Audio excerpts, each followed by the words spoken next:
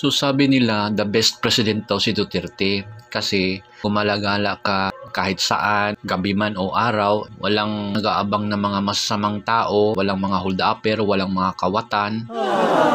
Kasi nga takot ni Duterte. Yan ang pinaka the best talaga. Pero ngayon, no, hindi na safety. Pag hindi mo ibigay yung alahas mo, hindi mo ibigay yung relo mo, papatayin ka, kawawa talaga.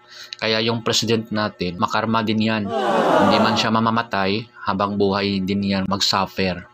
Sa ginawa niya ngayon, nagmamahalan pa yung mga bigas, tsaka walang ginawang aksyon. Marami ng mga lalabasan ng mga adik, mga kawatan, mga hold-upper, marami ng mga inusinting nabibiktima, wala pa rin pakialam. Kaya makarma din yan, mamatay din yan, hayop na yan.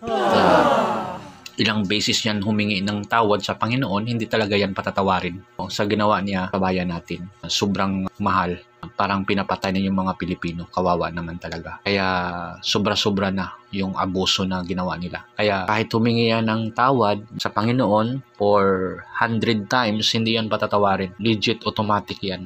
Sa ginawa niya sa bayan ngayon. Ito talaga the best president talaga.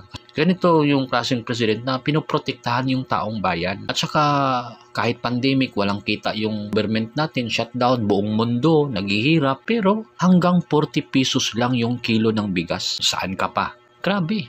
The best president talaga. Ito yung president natin ngayon.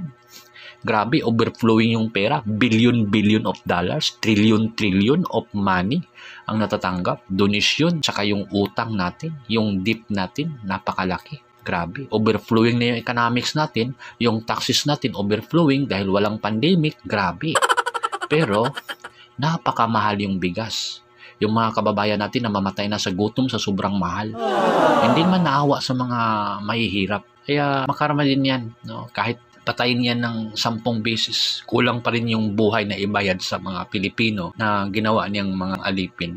Inabuso niya. Tsaka sinabi ko na kahit 10 beses or 100 times yan humingi ng tawad sa Panginoon, hindi yan patatawarin sa ginawa niya sa bayan. Ngayon, pinapatay sa gutom, sa sobrang mahal. Hindi yan patatawarin. Legit yan. Sigurado ako.